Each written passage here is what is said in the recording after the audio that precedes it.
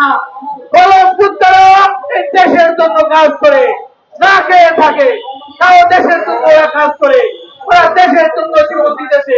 গত 17 বছরে 67 জন সাংবাদিকের সাথে আমরা তহিনকে হারিয়ে আমরা 68টা লাশের পিছনে দাঁড়িয়েছি।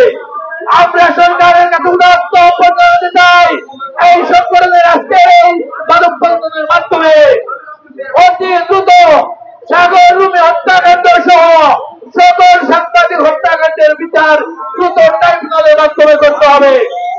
আপনারা